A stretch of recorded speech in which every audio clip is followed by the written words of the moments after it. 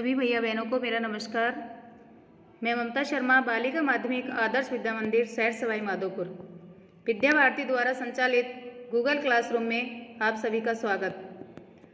आज इस कालांश में हम अध्ययन करेंगे कक्षा अष्टमी की पाठ्य पुस्तक हिंदी वसंत भाग 3 का पाठ 1।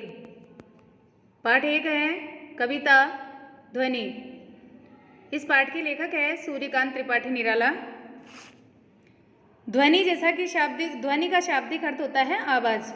कविता के अंतर्गत कवि ने अपने मन की आवाज़ को स्वर दिया है, जिसके लिए उन्होंने बसंत ऋतु के माध्यम से अपने उल्लास, उमंग आदि अनुभवों को प्रकट किया है।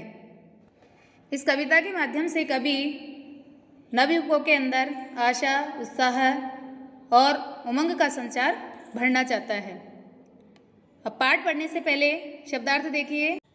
मृदुल, कोमल, पात, पत्ता, गात, शरीर, निद्रित, सोया हुआ, प्रत्युष, प्रातःकाल, तंद्रालस, नींद से अलसाया हुआ, लालसा, कुछ पाने की चाह या इच्छा।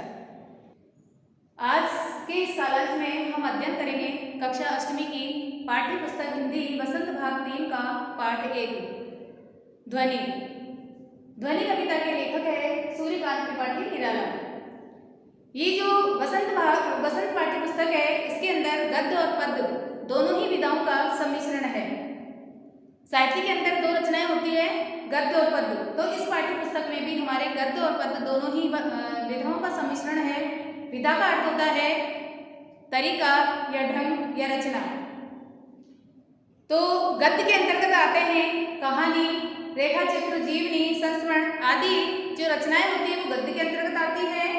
कविता, कुंडलियां, दोहे, इस प्रकार की जो रचना होती है वो पद्य के अंतर्गत आती है। तो आज हम अध्ययन करेंगे पद्य जो कहानी है हमारी ध्वनि।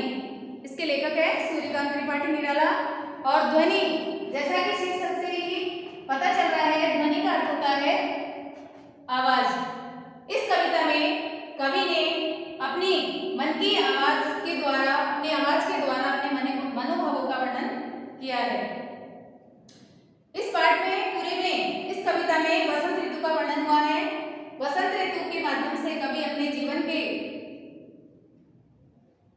के बारे में बताना चाहता है। जिस प्रकार भारतवर्ष में 6 ऋतुएं होती है, उन 6 ऋतुओं में से वसंत ऋतु को सर्वश्रेष्ठ बताया गया है।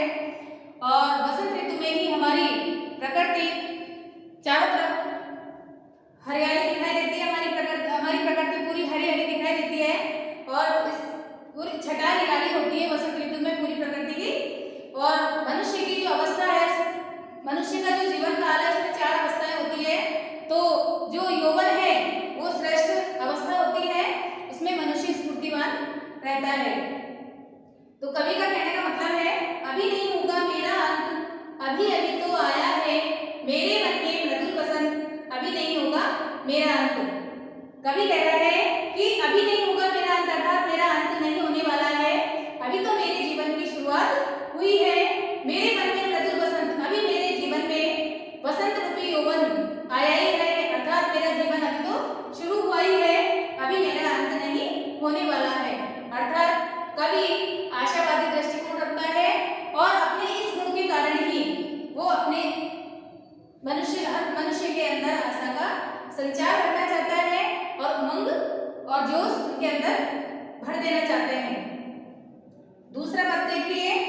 हरे हरे पात, डालियां कलियां कोमल गात, मैं ही अपना स्वप्न मृदुल कर, फेरूंगा निद्रित कलियों पर, जगाए प्रत्युष मनोहर। तो वसंत ऋतु में इसमें पूरे प्रकृति का वर्णन हुआ है इस अध्याय में। हरे हरे पात यानी वसंत ऋतु में हर वृक्ष पर हरे हरे पत्ते आकर हर डाली पर कलियां आ जाती है और बिल्कुल वो हर वृक्ष कोमल हो जाता है, उसका शरीर सुंदर हो जाता है। कोमल गात यानी सुंदर शरीर, कोमल शरीर। तो पूरे वृक्ष बिल्कुल कठोरता से कोमलता की ओर दिखाई देते हैं। तो उन हरे हरे पत्तों से भरी हुई जो डालियां हैं वो अलसाई हुई है। उन डालियों को, उन सोई हुई, उन अलसाई हुई डालियों को मैं ही अपना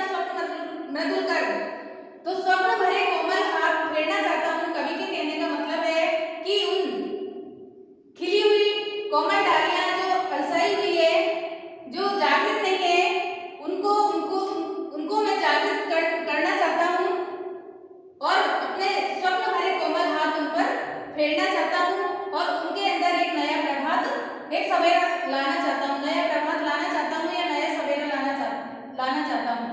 अर्थात कवि अपनी रचनाओं के माध्यम से उनके अंदर एक नया उमंग और जोश भर देना चाहते हैं। पुष्प पुष्प से तंद्रालस लालसा खींच लूंगा मैं, अपने नव जीवन का अमृत सहज सींच दूंगा मैं। पुष्प पुष्प यहाँ हर युवा वर्ग का प्रतीक है, यानी हर जो पुष्प खिला हुआ नहीं है, असहाय हुआ है, मुरझाया हुआ पुष्प है, उसके अंदर मैं स्फूर्ति भरूंगा, यानी हर मनुष्य जो नींद से अलसाया हुआ है उनके अंदर सींच लूंगा मैं, लालसा सींच लूंगा मैं, यानी उनके अंदर उमंग और जोश भर देना चाहता है कवि अपनी रचनाओं के माध्यम से।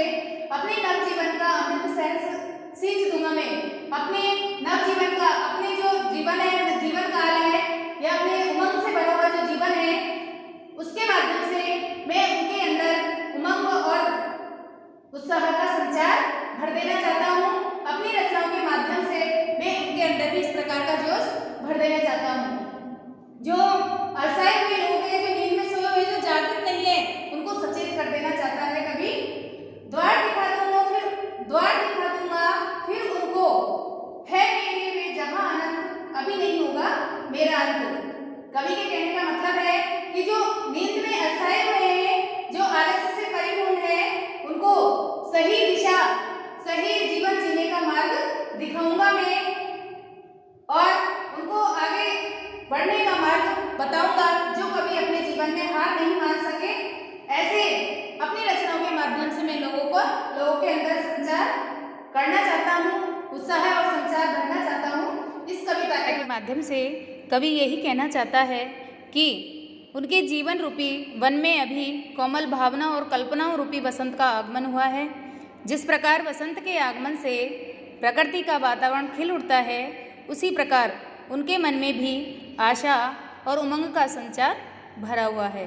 साथ ही कवि उल्लास और निद्रा में खोए हुए तथा मार्ग से भटके हुए युवाओं को प्रेरित करना चाहता है तथा जिस प्रकार वसंत में प्रत्येक पत्ता हरा, डालियाँ कोमल और कलियाँ खिल जाती है, वसंत उन कलियों को अपने सपनों जैसे मधुर और कोमल हाथों से जगाकर एक नए सवेरे का प्रारंभ करना चाहता है।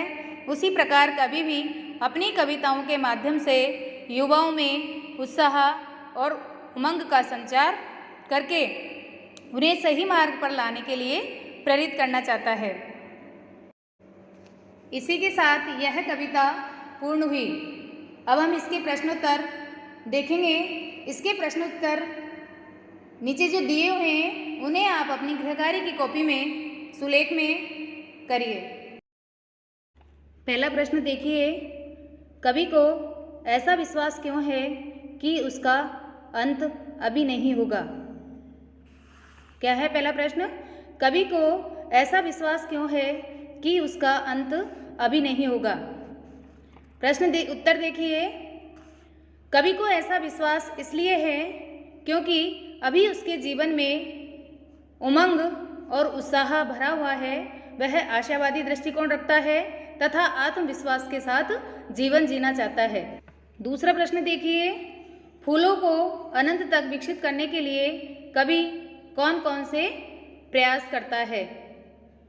फूल यहाँ आलस्य से पड़े हुए या आलस्य से भरे हुए युवाओं का प्रतीक है। कवि अपनी काव्य रचना से प्रत्येक युवाओं के मन से आलस्य की भावनाओं को दूर करके उनके मन में नवजीवन का अमृत भरने का प्रयास करता है, अर्थात उन्हें अमर होने का रास्ता दिखाने का प्रयास करता है। तीसरा प्रश्न देखिए, कवि पुष्पों की तंद्रा और आलस्य दूर हटाने के लिए क्या करना चाहता है? उत्तर देखिए, कवि पुष्पों की तंद्रा और आलस्य दूर करने के लिए उन पर स्वप्न भरे हाथ फेरना चाहता है और स्वप्न भरे हाथ फेरकर उन्हें खिला देना चाहता है। कलियां आलस्य में पड़े हुए युवाओं का प्रतीक है। वह उनके आलस्य को दूर करके नए और मनोहर प्रभात का संदेश देना चाहता है।